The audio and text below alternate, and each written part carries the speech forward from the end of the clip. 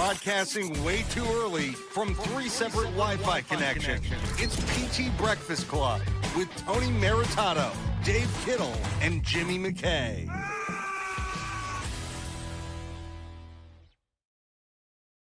Welcome to PT Breakfast Club. We are live. We are groggy. I don't know, man. I'm just dragging this morning for some reason. Today on the show, can your clinic put $60,000 in recurring revenue by acting more like a gym? That's a question, not a statement. The CEU hustle your competitors don't know about, and why one PT built $1 million practice and still gets paid like a new graduate. Good morning, Tony. Good morning, Dave. Good morning, everybody. Who between you two guys, who is older? Oh, me, right?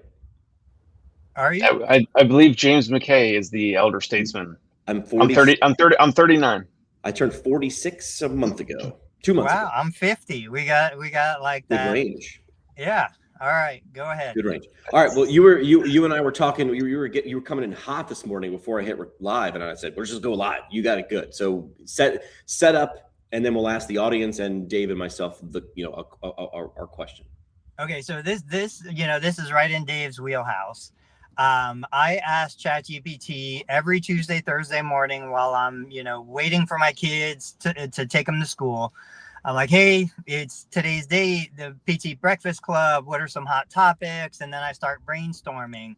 One of the things that popped into my head, I said, well, wait a minute. Everybody wants to say the geriatric population lives on a fixed income. They can't afford cash-based therapy. They can't afford to pay for great service. And I was like, this makes no sense, because on the other side of media, all I hear is the geriatric population, the baby boomers, they're hoarding all the wealth. They own all the homes, all of this negativity towards them. So I'm like, well, which one is it? And it got me thinking. I'm like, okay, I'm 50.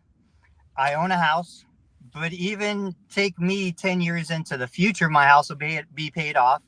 The stock market has been hitting all-time highs for 20 years. This is the I've got a sub 3% mortgage interest rate on my house. So I'm like, it's not that they can't afford. It's that either we are not conveying the value of what we are selling, or they are, which a lot of us are, financially illiterate and don't understand how to access the value they possess. But when I look at the 65 plus community, I see a lot of people that own homes that have doubled or tripled in value since they originally purchased. I see a lot of people who have no student debt, no mortgage left on the home. If they do have a mortgage, it's because they refinanced that sub 3%. I see a bunch of individuals that we see teachers in the clinic every day that are retired with unreal benefit packages, free health care, stipends, all of this crazy stuff that we'll never see in our lifetimes, but because they were in the public sector working as a teacher 20 years ago, they retired. They have insane compensation packages, full salaries plus, and they don't have to work anymore. Nope. So my position is, it's not that this population can't afford Dave's services. It's that either they choose not to because other therapists, not Dave, aren't communicating the value of what it is they are really selling, or the population that they're targeting is financially illiterate, which many of us are, I gotta admit, and they don't understand how to access the value in their home, the value in their portfolios without selling their stocks. They don't understand the value they have. All they see is a Social Security check that comes in and it's too low for them to live on. They don't realize they're sitting on a pot of gold that hasn't been touched for 30 years. So yes. So agreed. And hey, man, you can't take it with you. This does not mean I think you should empty the bank accounts. If you got kids or you want to leave a legacy or you want to fund the ASPCA, do that. So what you said was pot of gold, and I don't watch a ton of TV anymore, but when I do, I always hear it's always like some dude who was an actor when the audience they're talking to was 24. So like now we're at Tom Selleck. Right? It used to be Wilford Brimley, who was talking about diabetes, right? Yeah. And they never changed it, which was smart because diabetes, right? So it was always the guy that was the guy like Magnum PI, even half the audience is going, who the hell is Magnum PI? And you're right. So maybe what you're saying is right. I agree with you. But us saying it to them is like their kids saying it to them. That won't land. Maybe we need to hire our version of Magnum PI, because what Magnum PI is doing now is invest in gold or whatever, or triple mortgage your house or whatever the hell the commercial is. Don't do that. That's not financial advice. But my point is, whoever is doing that is smart enough to know what Tony just said is true. They do have money, and I do want to access it. So let me talk to let me push on one of their fears, but not a random dude. This is where it's ROI positive to pay whatever Tom Selleck Magnum PI costs, because that person is Superman to them, or was the coolest guy in a Ferrari on the Hawaiian Islands, being a private investigator while living for free in a mansion.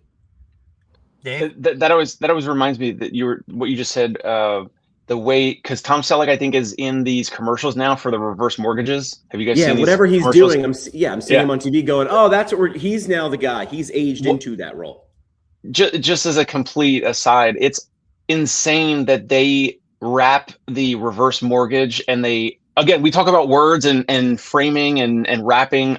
Like, literally a reverse mortgage is you sell your house to the bank, and they're gonna give you money up front. You get to still live in the house, and then you now no longer get to give that house to your children. That's a reverse mortgage, but they just put two beautiful words together and they make it sound like a great thing. It's crazy, because I'm now speaking to friends that are in their 20s or 30s or 40s or whatever, and they are no longer getting their Brooklyn houses passed down from their grandparents because of a reverse mortgage. So they are not liking the reverse mortgage. And anyway, it's just part of this whole conversation about financial literacy. Dave, if a mortgage is bad, a reverse mortgage it's got to be good. It's got to be good. Sounds like the opposite. It's the reverse of bad. That sounds good. But I mean, it's a little bit of I don't want to say like sharky. I kind of like, it's like these commercials are like, do you need cash right now for medical procedures, or like Tony said, like to live on, or whatever it might be? Have you considered a reverse mortgage? The bank will basically give you a briefcase and a Santa sack of money, and all you have to do is a couple things that we're going to put in the fine print. Just including we're gonna take your house, and as soon as you pass away, it's ours, and then we're gonna sell it, whatever, and you don't get to pass it along to your children or grandchildren. Now, of course, if you don't have any children or grandchildren, I think it is a great idea. But if you have children or grandchildren, I don't know. It's a little bit of a, not a little bit. It could be a big aspect of a family dispute. Let's just put it that way. Correct. What is your general thought, though, Dave? I had the stats, but I can't pull them up now. Like, one of the, populations, the decade age that's holding the most wealth, especially in regards to what I said, stock market appreciation, home ownership, housing appreciation, all of that stuff, is that like it was either 60 to 70 or 70 to 80-year-old demographic. My question to you is, are we on the right track in the sense of understanding, look, these individuals have the wealth to pay for what is beneficial for them. They choose not to because we are sending the wrong message. We're communicating the wrong value proposition. They don't care about the things that we're trying to sell them. They have other desires. We just need to understand how to communicate to those desires. But the money is there.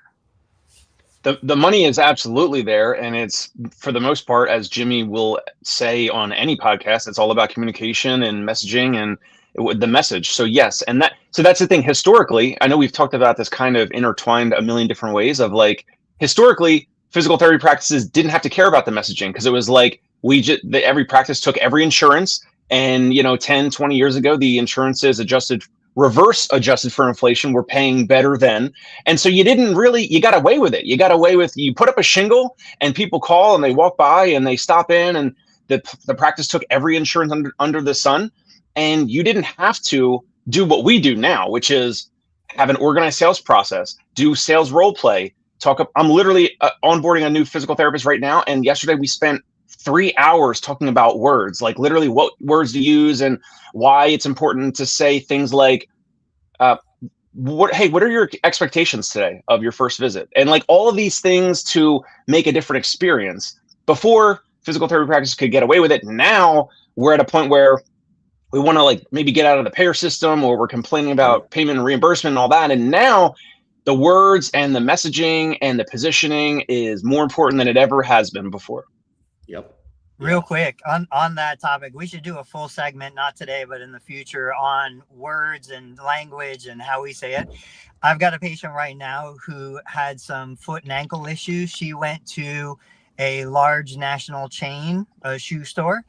And the one that got me, she was like, she told me, she said, going in, I told my husband, be ready. It's probably going to be $200 or $300 for a pair of shoes that they recommend. I said, well, how much was it? She was like, $2,500 was the lowest recommendation, the lowest cost recommendation. She said, the thing that the guy told me, it was 45 minutes. They just keep pounding the same idea. She said, the thing that almost got me to say yes was the guy said, well, if your husband needed it, wouldn't you do it for him?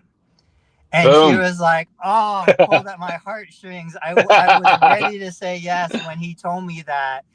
And I'm like, okay, I get it. But other professions, other service providers, product sales, they understand how to communicate. They understand how to convey the value. And if you really believe, this goes back to marketing is ethical. If you really believe that you can change this person's life, you can keep them in their house 5 more years. You can improve the quality of those 5 years. What else are they going to spend the money on that is more valuable than their independence and freedom? And I think about that every single day when I'm in the clinic. And dignity. Yeah. It sucks, man. I mean, and it's the person who creates the life kit for helping your parents age is going to be like, you should throw money at that person if you can do it, right? Very, very good. Questions, comments, if you're watching live, drop them below. Which one should we do? Do you want to talk about this one LinkedIn post? We could do it quick if there's not a legs, but I thought this was good. This was Nick Schmidt asking this question. It wasn't really a question. Well, it was. He was saying, are physical therapy clinics missing out on a gym model opportunity that can provide steady revenue? He was saying he read something from Barry Benz, yada, yada. Essentially, like, I feel like we've been talking about this, which is like, you're not going to get more money from the insurance company. I bet. I regret to inform you that is never coming. It's never going to go up. It's always going to go down. Like gravity. Count on it to go down. So he's saying, could we do this gym model? And I was like, I've heard this before. They don't want loud music. They don't want a gym, but could you make a nice gym? And I was like, yeah, Tony does this.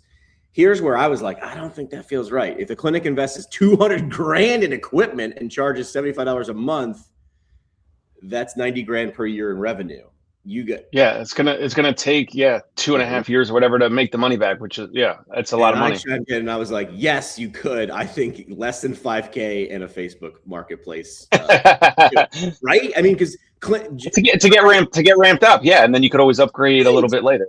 I know we want the brand new Rogue squat rack and the Nike rubberized kettlebells that are nice that I keep seeing on my feed, but I think you need less than $5,000 of equipment. Like, what are the 2 or 3 people? I don't know, a stepper, I don't know. Like, I think you could do it with less than $5,000. Tony, you're doing this. So like, this is the thing I feel like you've been leading people to water about. Yeah. What was the original Larry Benz article? I don't remember that. I don't remember either. He's putting in a lot of articles, which is good. He is. Yeah.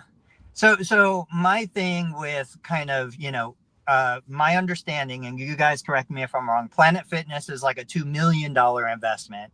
Yeah. So he's saying, would we make a 10% investment relative to that? I would say the problem with investing $200,000, and it's just an arbitrary number, is if you don't have a proven model. Like McDonald's has no problem opening, a new restaurant because they have a proven model, they have a proven formula. We know it's going to work. We know the price points, the demographic, the community, all of that stuff is there. When I see a therapist spending $200,000, $300,000, $400,000 on a new clinic, it breaks my heart because they don't have a proven model. They are really rolling the dice on that. Yes. Now, I got stuck in what you're saying. I got stuck in the $5,000 model. I buy broken equipment off of eBay because none of my patients have enough strength or mobility to use a $5,000 recumbent bike. They're good on a $500 or a $50 broken recumbent bike. Like, so don't use me as an example. But what I shared in the comments was the real value in that model is not the 75 or the 100 a month. It's in building the community, getting the people there, having access to, and the three things that I said were, if I have even 20 people, 50 people doing a program like that, they've all been patients already. Nobody from the community can walk in cold. It's only people that have been patients. So I kind of can handpick who's the best candidate for this self-pay program. We started at 30 in 2002. We're at 100 a month in 2026. But the idea is I can handpick the community. I can offer it to them with no obligation. There's no contracts. You can quit anytime. And by having these people in my clinic twice a week, usually they're there 30, 40 minutes. Some people like to stay a little longer. It doesn't hurt me. It builds the vibe of the clinic. You've seen videos of my guys that are bringing in joke books and making everybody laugh, and like it builds the vibe in the community.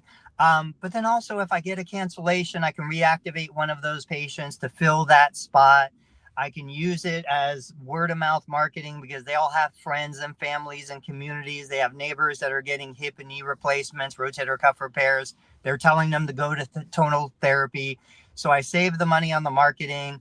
I've got money that's there for missed visits, cancellations, reactivations, and I've got the word of mouth and the community, the vibe, you know. So we've always had that in-house. It's always been net positive. The only thing, and I want to hear what you guys say about it, you have to have the staff that is willing to engage with these individuals. Jeremy, Kathy, Tony, we will talk, we will laugh, we will listen to their stories. I have had teams of therapists who believe if you're not a physical therapy patient, I'm not going to talk to you. I'm not going to look at you. I'm not going to engage with you. Mentally, they can't handle it. You know, mentally, they don't have the bandwidth to acknowledge when another person walks in the clinic. And definitely they can't answer a question if it's not the patient they're seeing. I mean, we know that these therapists exist. They're so like focused on the person in front of them. The rest of the world disappears. That is not a recipe for success. So I wouldn't be able to not speak to the person. I'd be like, what's up, dude? Like, you'd be like, Jimmy, I'll give you $100 if you could not talk to one person. I'd be like, okay. And I would last 7 minutes. And I'd be like, how are you? You would be the person that thrives in that environment. You are not the typical DPT in the workforce today. Wow. Really? See, Dave, what are you thinking? Wow. I would fit right into this culture. I mean, I think you guys, culture. I would fit into, like saying hello and welcoming folks in, like, but a little bit of that, I mean, that goes back to like who you're attracting with interviewing and who you're hiring and all that. And, you know, you could get a pipeline of those folks or qualified through DBT programs, the shadowing or the clinical rotations and all that type of stuff. So I think what you just described, Tony, is like so overlooked in outpatient physical therapy. It doesn't matter it doesn't matter if you're in network, out of network, cash, you know, self-pay, whatever. But I've seen both ends of the spectrum, and there's one that offers a warm experience for most consumers, patients, clients, and the other one can be awkward. And people are not going to, I mean, people might do in-network a little bit, you know, they'll be fine with in-network experience there, maybe some people, but they'll be less likely to pay out of pocket if it feels, you know, cold or awkward or, so. I'm still dumbfounded. Now, what I think is interesting is, so we have Planet Fitness less than 5 minutes down the road. We have other opportunities around us, the YMCA. Across the street, there's an Anytime Fitness that has free silver sneakers. Like, these individuals don't have to pay $100 a month. Right. But they've been with me for years and sometimes decades. And I ask them, I'm like, why have you chosen to continue to pay? A lot of times it's husband and wife. So they're paying $200 a month as a couple. Like, why are you guys still paying? We don't have the equipment that they have across the street. We don't have the physical space that they have across the street, the amenities that they have across the street. And it's always the same thing. It's like, oh, I'm comfortable here.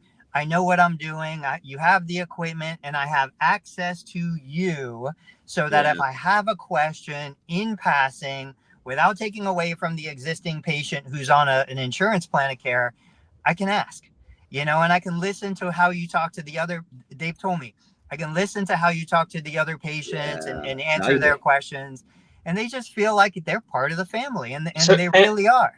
And they're getting added value. If they're listening in on how you're speaking to some other patient about another condition, that's added value, because if they get that condition later, if their ankle swells up or whatever the thing is, they will then have a little bit more insight as to what's going on, or they're going to be looking at you again the next day and saying, hey, obviously you are my, consummate professional. You are my sage. You're my main therapist. And of course, they're going to continue. This is why the price should be raised. I think everyone in the Ohio area, if I were there, I would say we're going to we're going to go $200 a month per person. I'm not going to ask for any fees or commissions, but I think there is significant value. And if people are not canceling, if people are not getting out of it, Tony, then I think it could be time to raise the price. Now, we already passed January 1st, so now you got to make up some other excuse in the near future as to why you would be potentially raising the price on them. This is why, a vodka soda at my house costs me $2.60, but one at a bar costs me $9. This is Cheers. There are two. I live in a very small town. Dave and I went to one coffee shop. There's another coffee shop around the corner from me that I don't go to. And you might be like, well, why? So there's a couple differences, and they go right back to where Tony is. Now, I have a Dunkin' Donuts 8 minutes away. I'm not going there unless I need to drive through. And then I'm like, let's bag it out. Then there's two walk-in hometown coffee shops. I'll tell you about the one I don't go to. The counter is super high. I can't see the people working, and they can't see me, so we barely make eye contact, right? And there's a wall. I can't see what they're doing. And it's sort of staffed by a bunch of 25-year-olds who never talk to me. They're always talking to each other. And I'm like, all right. They also make me pay before I go sit down. Like, I might order like whatever, and they're going to make my coffee, right? They also only take cash. I paused there for like, what? Okay, I don't have any of that. Apparently 20-year-olds don't like cash. Well, have you heard that? They're afraid of it? Though. It's not their place, though. It's someone else's. But whatever, you do you. Also, the seating is super weird. I don't know how to explain it. It's just, it does not feel warm, right? Around the corner is the place that David and I went to, and I know David, the owner. I walk in, and I've been there a billion times, and he's had 5 or 6 people work the front desk. All of them have the same vibe, which is like, hey, what's up? Even if they don't know me, they're like, hey, good to see you. They say hello when we walked in. Yep. Which is so minor, but sometimes you have to teach that. And then after 5 or 6 times, I am nothing if not consistent. I don't have the same damn thing every time. When there's a line, I just sort of nod at David or the person at the front, and they go, I'll bring it to you. And then I go open my laptop and do the thing. And I don't even care how long it takes to get there. I don't want to wait in line. Do that. Take 50 people.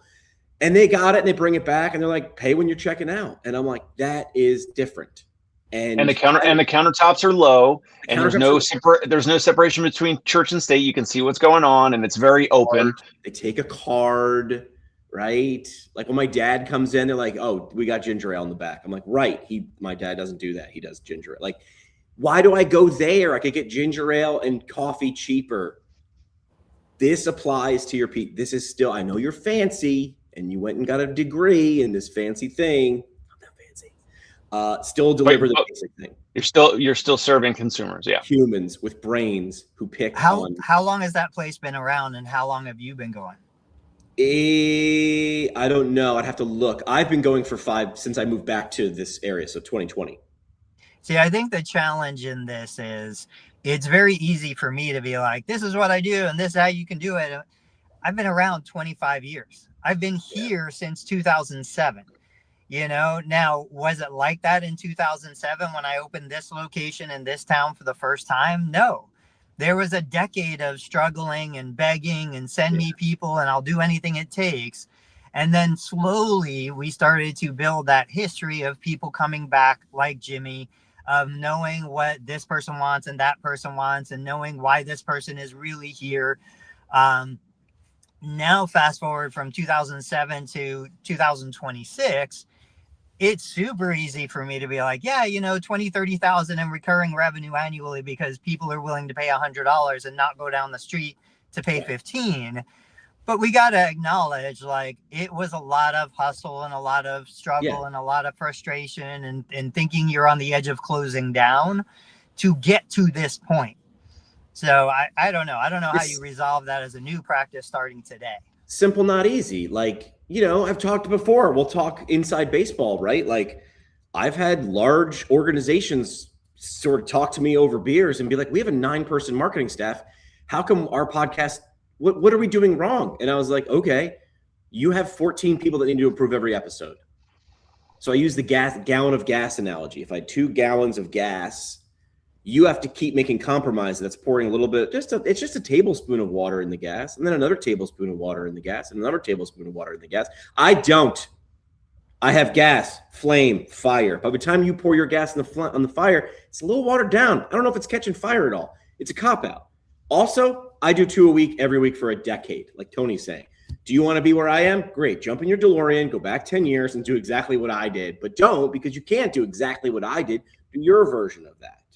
So this is simple, not easy. This is building a house. Every day is a brick. One brick. And Tony, did you say 20 or 30K per month recurring? So that means you have around 200 or 300 people paying? I said annually, or I should have said annually. Okay. For us, for our footprint, for our size, we were usually, and even still are, somewhere around 20 to 30 active members, $100 a month. So at 100, for whatever that comes out to. Okay.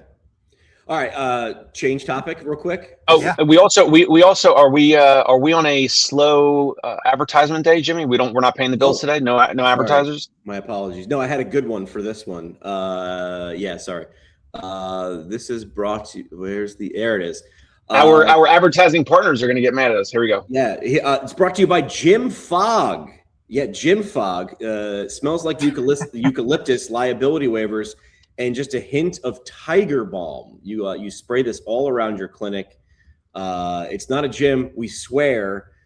Aromatic mist of eucalyptus, liability waivers, and tiger balm. Transform your clinic, mask the gym. Jim Fogg. Visit us online and get the diffuser for free when you buy 12 months of the tiger balm scent aromatic mist. Jim Fogg. I can't believe you know what tiger balm is. I thought I was the only person. Tiger balm is that stuff that's like, what's wrong with you? That works on it. I have this, that it works on that too. Yeah, just rub it. You just got to rub it harder. Like, think about that. That's so great. Like, rubbing stuff does make it feel better. Does it fix it? Not really. But your thing is like, but you put it on and you rub it. How smart is that? Be the thing that you have to pay in between, and then you're like, it does feel better. It's like, I know. So I just found out that BioFreeze is available on TikTok Shop. Of course it is, right? So now I need to go start getting some BioFreeze back in the clinic. We haven't used it in like 20 years and start selling it. It's crazy that BioFreeze is so big because it's basically just like menthol, right? This would be a great breakdown for us. Bengay, Tiger Balm. There was another one that was really popular, like in the consumer landscape. What BioFreeze did differently was they were only available in physical therapy, chiropractic clinics. They weren't selling direct to consumer until recently. And now they're on TikTok, which, I've never seen that before. So like that would be a great business analysis to see how they grew, because everybody in the 80s and 90s was using BioFreeze. I got it. It's on my list. Okay.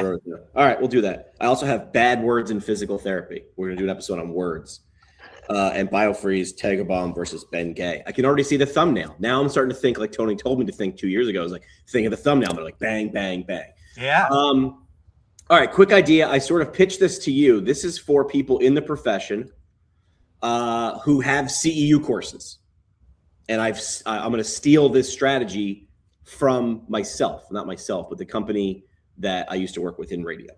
So I want you to turn unused continuing education. This works with situations that are live. They can be in person or virtually live, but not what's the word I'm looking for? Like on demand. You can't just record it. That really wouldn't make any sense. So the idea is CEU courses have perishable inventory. These are like tomatoes, right? If you got a course on February 1st, come February 2nd, if you didn't put a button seat, you get nothing for it. It's $0. You've got space for 40 people. And if you only sell 30, like, dude, you lost. I want you to start thinking like you lost 10. I know you probably hit your break-even number, but what's the problem? How do we sell unused inventory? So here's what we did. I'll tell you what we did in radio, and then I think it's a logical flip. So we did this thing called, I think it was like half off Wednesdays. And this was around the time when Groupon was a thing. This is where we're like, hey, what if we took the little bit of thunder? Tony owns a restaurant in town. He doesn't make enough money to have an advertising schedule on the radio station, but he's a community partner. He's a community restaurant, and we want to help. You say, all right, let's do an exchange of value that you'll get something super high value. Our audience gets something like a steal, and we get a little something, something. So Tony gives me 10 $100 gift certificates from Tony's Pasta Place or wherever his restaurant is, right? So you gave me $1,000 in value. Now, it didn't cost you $1,000, right? Because there's margin there. But you gave me $1,000, and that has value, right? Jimmy then talks about this for 7 days. Hey, half off Wednesday's coming, half off Wednesday at the radio station website, 7 a.m., and they're only 10. Tony's is great. I went there, and I had the penne vodka with chicken. Tony's also nice. He makes me do exercises in the back. I don't really understand. It's a PT clinic. It's a restaurant. No, just kidding. But I'm talking about you for a week, because my job is to get you to focus on the one deal that's going to happen on half off Wednesdays. So you're getting a little zhuzh. There's a link to your website. People are going, I'm going to jump on there. Come half off Wednesday at 7 a.m. My morning guy jumps on, rings the bell. Woo, woo, woo. Half off Wednesdays now online. Tony's. You're getting zhuzh. My audience says, I'm going to get a $100 gift certificate for $50. That has to be the math. It needs to be big enough to be, okay, yeah, it's not 10%. It's not 25%. It's not buy one, get one free. It's 50. So the radio station is only making $500. Correct. And the audience is getting a steal. And Tony got some zhuzh for a few days. We keep all that cash. We sold $1,000 for $500. Now, of course, we're doing Tony's and Dave's and Sally's restaurants. We're doing a mix. So there's so it's supply and demand. I love it. Discount. So my thing is, I'm sitting here the other day and I was like, reminiscing about something. And I was like, oh, dude, why am I not doing this with CEU courses? Adam Meekins is coming to Westchester, New York. This could be fun, Dave. You want to go crash Adam Meekins' course? He's doing a shoulder course in Yonkers in April or May. I'll get the date. Well, no, it's just all about exercise, right? Because he doesn't like manual therapy. So can I just watch it on a stream? It's exercise and cursing. He just drops F-bombs while you lift up kettlebells. But Ivan is the clinic owner in Yonkers who's like essentially now a gambler. He's like, okay, I'm going to pay Adam X amount. Adam is paid to get him to fly across the Atlantic to come. So now Ivan, who's in Yonkers, is like, okay, I know I've got to sell, 15 seats to break even. And then the 16th seat, I make money. In my brain, if you've got 30 seats, I go, Ivan. So here's where my pitch to you guys is. Shoot some holes in it, see if this boat floats. You can't do it from the beginning of the course because then everyone's going to wait. Do you know what I mean? You can't be like, Adam's coming. And then, so the tickets are this, but also you can wait for these. So you got to wait. So my thing is I would launch these 3 weeks before, right? We're crunch time. And you know how many are left. And you don't give me all of them. If you have 7 seats left, I want like 3 or 5. And it's half off, same model. I wouldn't call it a Groupon. I wouldn't call it a discount. I would call it like secret seats, scholarship seats, side door seats, something like that to make it feel like it's like you knew the code and because you knew me, you got 50% off. And then Ivan goes, all right, I got 10 to sell. I gave you 3. Those are gone. But I'm getting enough zhuzh with the right audience to hopefully go, oh, Adam Meekins is coming to, oh, that's cool. So even if you sold 2 of the ones you wouldn't have, you didn't really lose anything. Tony will know this better than me, but my understanding is that the practice owner usually will get 1 or 2 or 3 free seats. And the practice owner benefits by getting a name or a person or a company to do the Con Ed there. So you would actually be doing business with the person that's actually conducting, whether it's McKinsey or whoever is the company The private practice owner gets a couple free seats for their staff therapist, and they host it. They don't pay anything. As far as I know, the practice owner typically doesn't pay anything. It's the content company that you would be speaking with that wants to fill the rest of those seats. There's a couple models. That, but a person like Adam, my guess is he's doing direct. He's just like, who wants me to come? And someone's like, okay. Adam, my guess is Adam's just like, I cost this. Have a great day. You sell this or you don't. That's my guess. But yes, to like a larger organization, that's correct. I would be talking to like the FMS or whatever sort of company that would be dealing with them. I think like someone like Adam is the company, and I'm just using exactly. Yeah. Last chance continuing education. So my first concern, which you addressed, was, you know, it's going to become the Bath and Body Works effect. Everybody waits for the 20% discount. Everybody, Kohl's, nobody will go unless it's a 30% off coupon in the mail. Yep. But what was interesting, and I didn't expect you to say this, was you said, okay, they give you 2 or 3 and they still have 7 more, with the intent being, okay, boom, you sell those 2 or 3 quick. Everybody else after that has to pay the higher price. Right. And really what you're doing is you're just exchanging value and saying, hey, I would normally pay Jimmy $1,000 to promote this. Instead, I'm giving him $1,000 of value with these, you know, tickets and these spots, and he's going to sell those to get his $1,000. And I get the benefits of the ads on the other side of that. Yeah. I mean, I love it. I think it's awesome. I just got to figure out how to do it. Like I would need to like structure the website to make the transaction, right? I'm sure someone smart out there would have, I feel like a Will Boyd would be like, oh, I just use this app and then, right. And I'm like, oh, got it. Yeah, I don't know that. But what like a Will Boyd would be like, super easy, done in 5 minutes.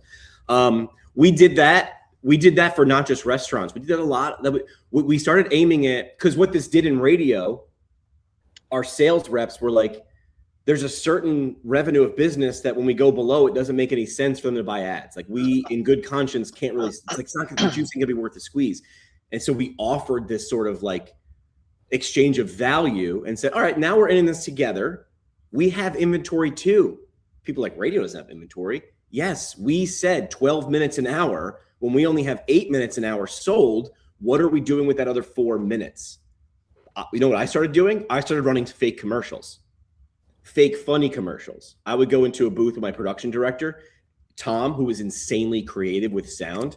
And I'm like, let's make some commercials about how no one listens to radio commercials. So there's no reason a local person should advertise. So it'd be like, no one listens to commercials except you. You're listening to this commercial. Oh my God, how'd that happen? So I guess other people listen to commercials and you should pay us to run commercials so people come to your business. Like we do like stupid, like no one reads billboards on a billboard is like, right.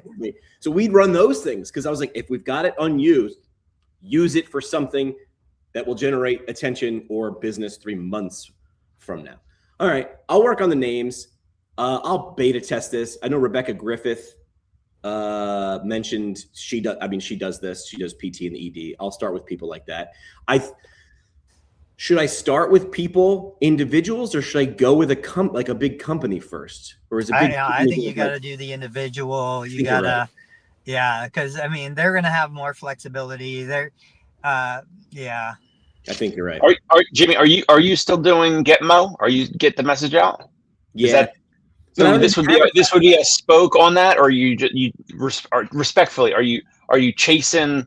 Are you chasing things, or is this a spoke of that? I think this is a thing that this could be a PT Breakfast Club feature, because what we talk about here goes to your YouTube, yours and mine. So it could be like fund the show. So we'll do it every Thursday, half off Thursday, once a month or once a week, right? For whatever. What I wouldn't want to do is like do it like 3 times. Like that takes the scarcity out of it. It's like on this day for this hour, and when they're gone, they're gone. Maybe this funds, I mean, sound effects aren't cheap, guys. You know what I mean? Like sound effects, like these things are not cheap. Let's pay the bills real quick. You're still on mute. Oh, there you go. You're back. Like I'm just thinking, like, do we prove the concept? Even if we just broke even or gave the money to charity, whatever. We could fund the Foundation for Physical Therapy Research, which I'm still on their board. Jimmy loves to give his money away to nonprofits. Well, yeah, I know. I do. Right. Look, I'm wearing Team Gleason's t-shirt today. Expanding on this idea, though, and I don't know that Dave would ever want to do this, but like this goes back to a physical therapy clinic that has extra space, extra capacity on the schedule. Like, why are they not doing something like this either internally? They have their list. They have their, last minute deals. We used to do this with massage therapy. You shoot out a list that morning to people who can't afford a full session, but maybe they still want therapy. They want to be on your schedule, and you can deliver them those last minute appointments that are open. I could see a marketing company coming in and developing the open table kind of platform, for physical therapy clinics that just don't have a good system. They don't have the infrastructure to fill those last minute open spots.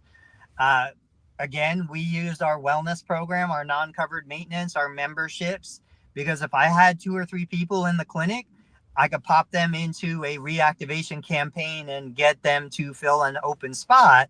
But if I don't have that, this is what you're doing. You're identifying that capacity, you're selling it at a discount, but even the discounted rate brings value because 50% of the revenue is better than 0% of the revenue, unless I have something more valuable to do. I think Dave has more valuable things to do than book an appointment. What about D3 from SME? Products. If you want to get attention for a product, let's say he had a thing that's sitting on his shelf, I would say to David from SME or Joseph Lowe, give me a product that's not moving.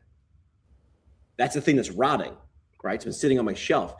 Okay, hey, this is $100. You're gonna get it for $50. Let's get it moving. But now there's some attention behind that. So yeah, you gave me $100 in stretch straps or Stroops. I had Stroops on a live stream. I tried some live selling last week, 2 weeks ago.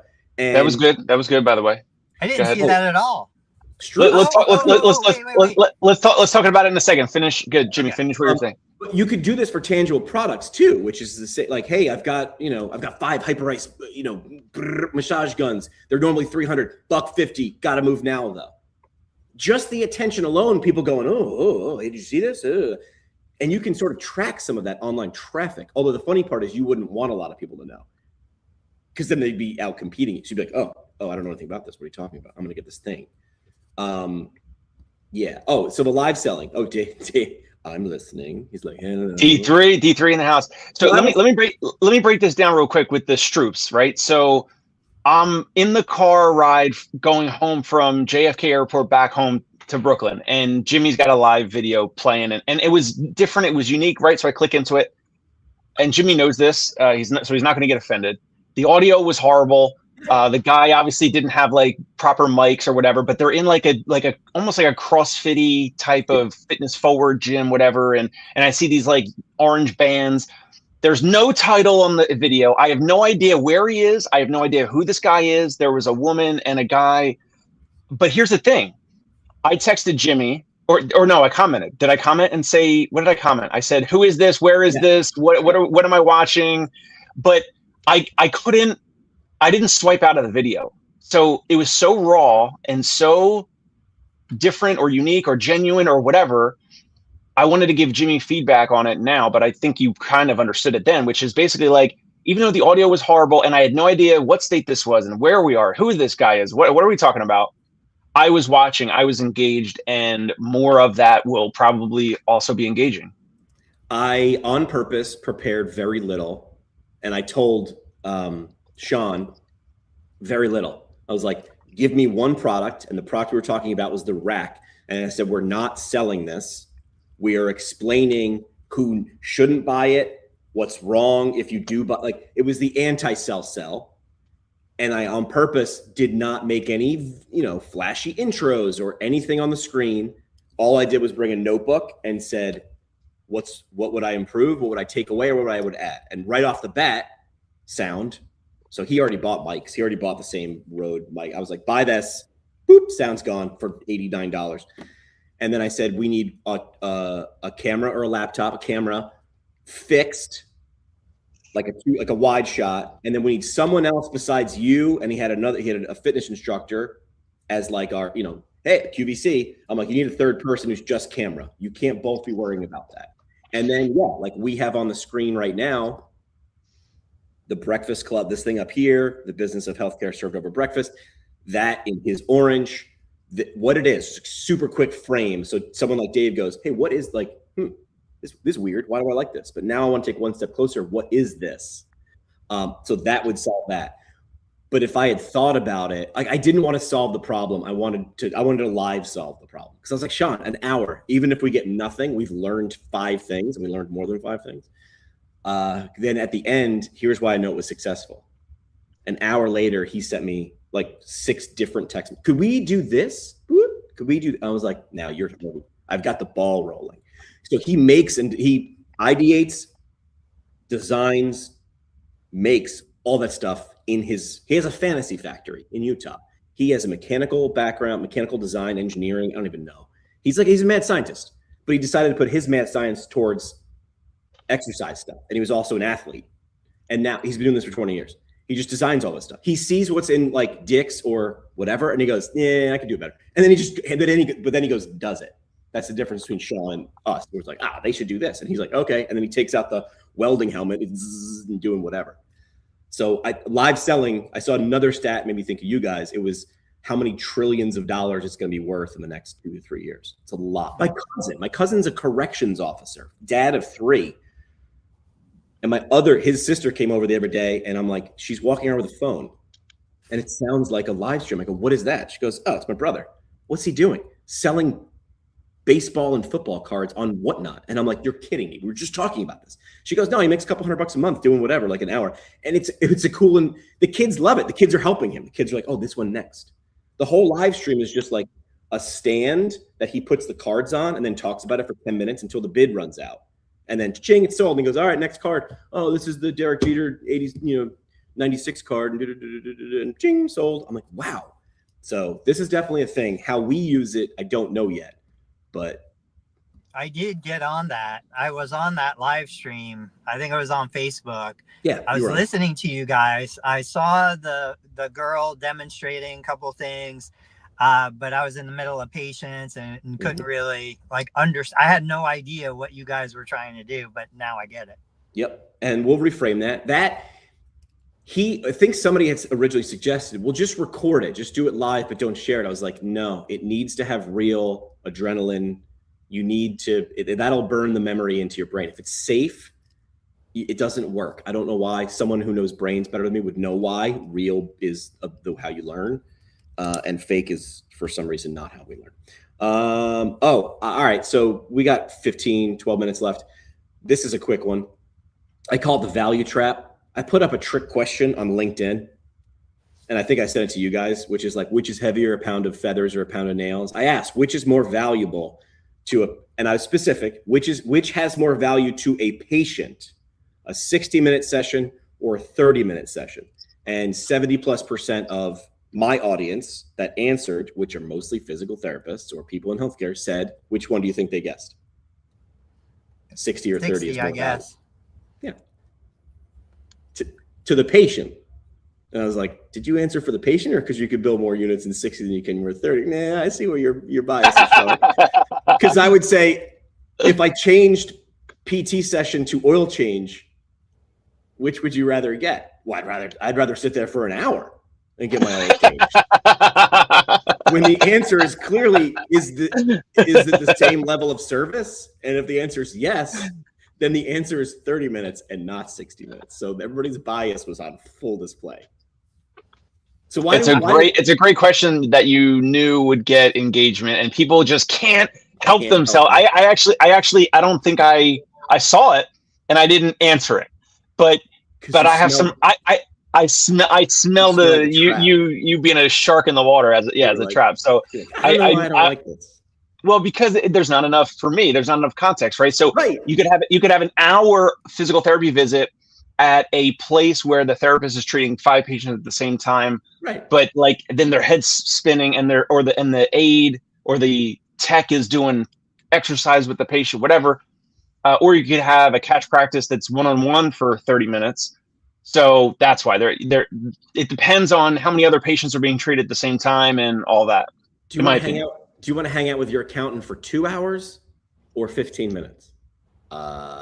Would you like to be in the dentist chair for an hour? If the outcome was the same, you want to be in the dentist chair for 7 minutes. You do the same thing in 7 minutes. 7-minute abs.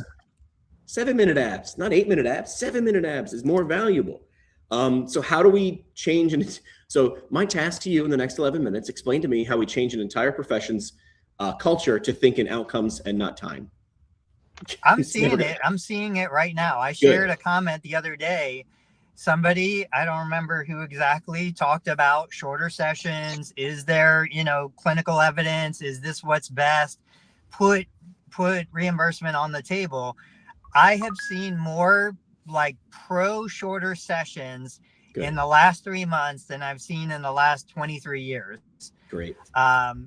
It goes back to, are you a therapist who needs to do things to your person, your patient, or are you more on the, let me empower you, let me educate you, let me show you what to do and let you do it, And so, yeah, if the analogy I used was, if you had an oven that everything had to cook for 60 minutes, doesn't matter what you put in it, you put a cake, you put a cupcake, you put a piece of fish, everything has to cook for 60 minutes. Like, it is going to change what you put in that oven. But then we have microwaves. So I think what Dave delivers is very different than what I deliver. Yep. Dave is delivering the experience. He's delivering the time. He's delivering, something. I am delivering the information. The quicker you give me the information that has the solution, the quicker I can get out of here. Paul chimes in. He's already writing next week's commercial. And if you're not happy with 7-minute abs, we'll send you the 8th minute for free. So, Tony, off of what you just said before. Yeah. All right, Tony's liking this more than I thought. Paul's comment. Thank you, Paul, for commenting live. Tony, we are selling the result based off of whatever our clients say is important to them, like whatever their goal is, like to get back to walking again, get back to walking in Central Park, get back to running, get back to whatever the thing they want to get back to. That's what we're selling. Right. Because you're saying what I deliver is different, what you deliver is different from you and I. That's what we sell. What do you sell? Like, have you communicated that? Is it the fun environment? Is it the low cost? Is it like what? How do you pitch what you sell? Because what we sell is like, hey, this is your North Star. We're going to be your guide. We're going to hold your hand. We're going to get you there, and it's going to be this many weeks or this many visits or whatever. Well, okay, before I answer you, let me ask you, if you're selling the outcome, which I totally understand, are you doing like some sessions that are 12 minutes, 15 minutes? Not that short, but okay. So when I look at my clinic and I look at the individual in front of me and I'm doing the evaluation, I'm trying to assess, why is this person here? We have people, and I'll use cases, real cases. Person comes in, I've got 2 or 3 people on caseload right now. They need to do 6 physical therapy visits. We've had this conversation to qualify for an MRI, which they need to qualify for surgery. It doesn't matter if that person's with me for 10 minutes or 60 minutes.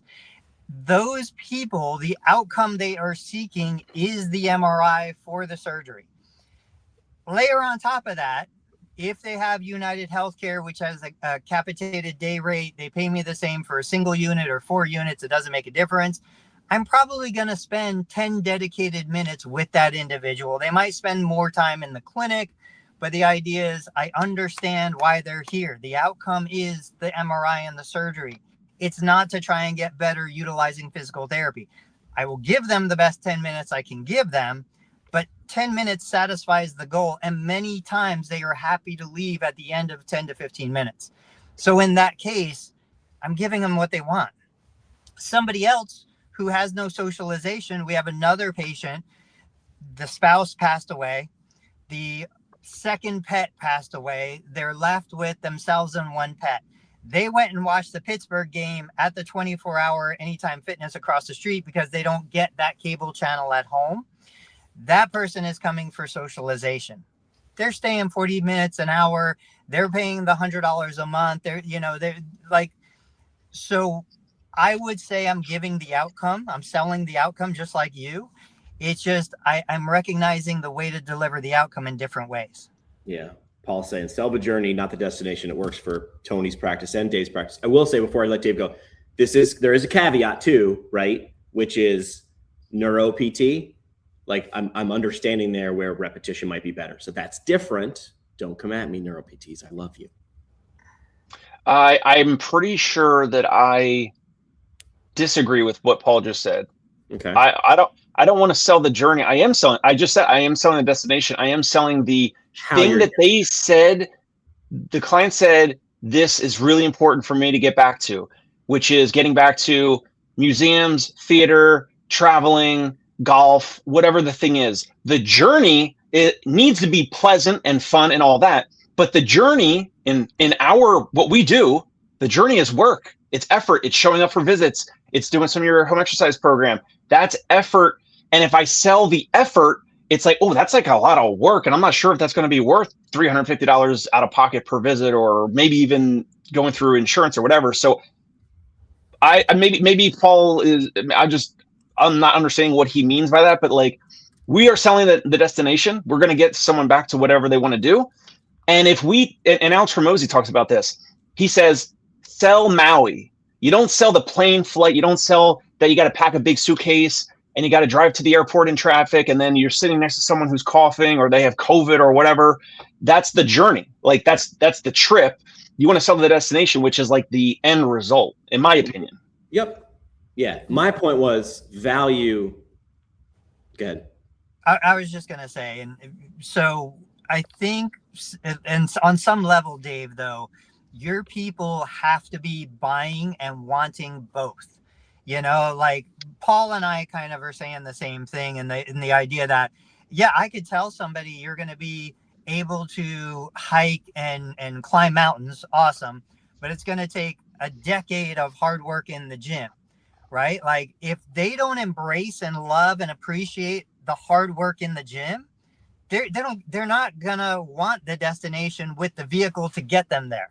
So with Hormozy's example, going through TSA and booking the flight and dealing with the lines and all that stuff, there's still some enjoyment in that process, because they could have driven, they could have taken a boat, they could have taken a train, they could have ridden a bike, they could have found other modes of transport, but that is either the less offensive way to get there, or they embrace the journey. And so what I would say, if somebody wants to get in shape, get fit, lose weight, they have to enjoy the journey. And I have to realistically tell them, hey, this is not going to be easy, you know? But I agree with all of you guys, but when you're in your pitch, you're not talking about, you're low lighting the effort and the journey, in my opinion, and you're highlighting the North Star of where you want to get back to. Now, along the way, and then we have to do the accountability, which is all the visits, like Paul's talking about, which is the journey, which, yes, is still valuable. And yes, they have to be bought into it. So I agree with you guys on that. Yeah. Yeah. Let's wrap it up. Party shots. Dave, go ahead, because I'm blank. Well, we talked about a bunch of things. I think the Con Ed thing for Jimmy, I think that's still maybe a work in progress. I do think that could be something that we would do here. And I think that I'm not sure what type of sizing of Con Ed we could do potentially for that, to have some type of almost like a pseudo advertiser, get some income in to pay for all of the ChatGPT advertisements or whatever else that we're using. My hair product is not $0. You know what I mean? This does not, I don't just roll out of bed and get this. I have to splash water on this. Absolutely. Right. So, but other than that, just riffing on the difference between like out of pocket and insurance and different type of customers and different type of therapists and buying into different cultures and environments of your clinic. We just covered a bunch of different topics, but that's it for me. Good. Yeah, I just think that when we look at the hidden value, obviously, like if you have a physical space, you have a location, those minutes in the clinic are valuable to you, the clinic owner, but just as valuable to the client. And to drop a couple tens of thousands of dollars a year just by letting a couple people come in, I think that's an untapped market. Yep, agreed. I would say you don't get paid for the time you put in. You get paid for the value you bring. If you can bring value in 7-minute abs, it's 1/8 better than 8-minute abs. What is the movie? Real quick. What is the movie Half-Baked. Half-Baked? Jim Brewer, Dave 6-minute Chappelle, abs, or... Jon Stewart is in it. Like, it is a comedian hit list. And it came out when I was in college. I wasn't a weed guy, but it was just a lampooning of like weed culture back then, which was awesome. So it was Chappelle, Jim Brewer, Harlan Williams, like a hit, Jon Stewart, a hit list of comedians. Like Dave Chappelle has one of the greatest lines that I probably shouldn't. No, it wasn't Dave Chappelle. It was a different comedian. I can't remember his name. Had some of the greatest lines on the planet. Great movie. Great movie. All right. So you don't get paid for the time you put in. You get paid for the value. Stop marketing the hour and start selling. That's it. We're out. Boys, what the hell are you doing? Follow Tony Maritato on YouTube at Total Therapy Solution. Find Dave Kittle at ConciergePainRelief.com and on YouTube at The Dave Kittle Show. And follow Jimmy McKay at PT Pinecast on YouTube, the socials, and wherever you binge podcasts you pretend are for CEUs. And hey, just a reminder, none of this was for advice. This was for entertainment only. Our lawyers say that counts. Thanks, Keith.